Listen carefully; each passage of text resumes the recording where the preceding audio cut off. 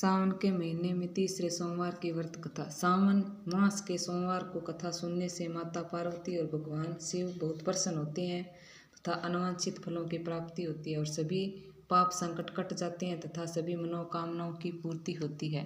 और माता पार्वती और शिव भगवान की पूजा करने से सभी मनोकामना फल इच्छा पूर्ति होती है, अच्छा फल मिलता है, अन्न धन की प्राप्ति होती है तथा सारे जो भी मन में होते हैं सब लाभ पूरे होते हैं। तो अब कथा शुरू करते हैं। एक साहूकार था जो भगवान शिव का बहुत बड़ा भक्त था। उसके पास अन्न धन की कोई कमी नहीं थी, लेकिन उसकी कोई संतान नहीं थी। इसी कामना को लेकर रोज शिव जी के मंदिर में जाकर दीपक जलाता था। उसकी भक्ति से प्रसन्न होकर उसके भाव को देखकर एक दिन माता पार्वती ने शिव जी से कहा, हे प्रभु, यह साहूकार आपका बहुत बड़ा भक्त है।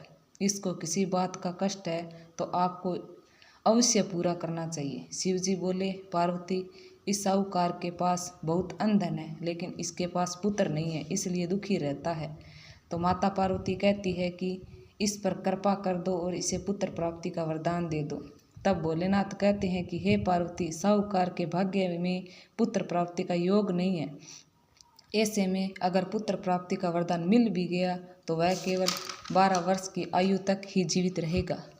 ये सब सुनने के बाद भी माता पार्वती ने हट कर लिया और वो कहने लगी कि प्रभु, आपको साहूकार को पुत्र प्राप्ति का वरदान देना ही होगा, अन्यथा भगत क्यों आपकी सेवा या पूजा करेंगे, आपको क्यों मानेंगे।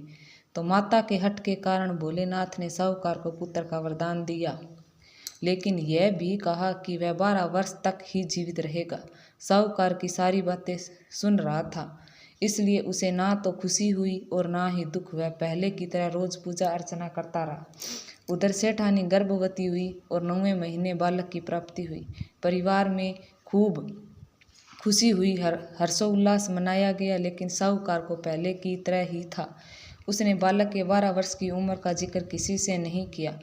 जब बालक 11 साल का हो गया तो एक दिन सेठानी ने बालक के विवाह के लिए कहा। सेठानी ने कहा कि बालक का विवाह किया जाए। तो सेठ ने कहा, अभी तो बालक पढ़ने के लिए काशी जाएगा। इसके बाद उसने बालक के मामा जी को बुलाया और कहा कि इसे काशी पढ़ने के लिए ले जाओ। रास्ते में जहाँ कहीं भी रुको उस स्थान पर यज्ञ करते, ब्राह्मणों को भोजन कराते, गरीबों को दान करते हुए आगे बढ़ना। और वे लोग जैसे सेठ के कहे अनुसार करते गए और आगे बढ़ते रहे। रास्ते में एक राजकुमारी का विवाह था जिसमें उसका विवाह होना था। वह एक आंख से काना था। तो उसके पिता ने जब अति सुंदर साहूकार के बेटे को देखा तो उसके मन में विचार आया, क्यों ना इसे ही घोड़ी पर बैठाकर शादी के सारे कार्य संपन्न करा दिए जाए। और उन्होंने मामा से बात की और कहा कि इसके बदले में आपको बहुत सारा धन मिलेगा। वह राजी भी हो गया। इसके बाद साहूकार का बेटा विवाह की वेदी पर बैठ गया और जब विवाह कार्य संपन्न हो गया तो जाने से पहले राजकुमारी की चुनरी के पल्लू पर लिखा कि तेरा विवाह तो मेरे साथ हुआ है, लेकिन तुम्हें राजकुमार के साथ भेजेंगे, वह एक आंख से काना है। इसके बाद वह अपने मामा के साथ काशी के लिए चला गया। जब राजकुमारी ने अपनी चुनरी पर लिखा हुआ देखा तो उसने राजकुमार के साथ जाने से मना कर दिया। तो राजा ने भी अपनी पुत्री को बारात के साथ विदा नहीं किया और बारात वापस लौट गई। मामा भांजा भी काशी पहुंच गए।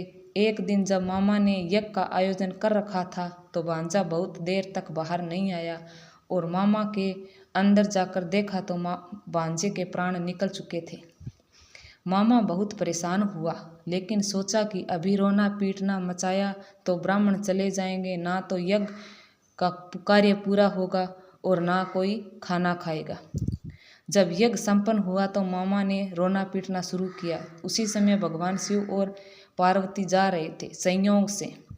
तो माता पार्वती ने शिव जी से कहा, हे प्रभु, यह कौन रो रहा है। तो भगवान शिव कहते हैं कि साहूकार का पुत्र जो भोले के आशीर्वाद से हुआ उसका निधन हो गया है, तो उसका मामा रो रहा है। तब माता पार्वती कहती है कि हे स्वामी, इसे जीवित कर दे, अन्यथा रोते रोते इसके माता पिता व्याकुल हो जाएंगे, उनके प्राण निकल जाएंगे। तब भोलेनाथ कहते हैं कि हे पार्वती, इसकी आयु इतनी ही थी, वह भोग चुका, लेकिन माता पार्वती के हट करने पर भोलेनाथ ने उसे जीवित कर दिया। लड़का ओम नमः शिवाय कहते हुए उठा और मामा भांजे ने भगवान को आशीर्वाद दिया, ईश्वर को आशीर्वाद दिया धन्यवाद दिया अपनी नगरी की ओर लौट गए। रास्ते में वही नगर पड़ा जिस राजकुमारी से शादी हुई थी। राजकुमारी ने पहचान लिया। तब राजा ने राजकुमारी को सेठ के बेटे के साथ बहुत सारा धन देकर विदा किया। उधर सेठ और सेठानी छत पर बैठे थे।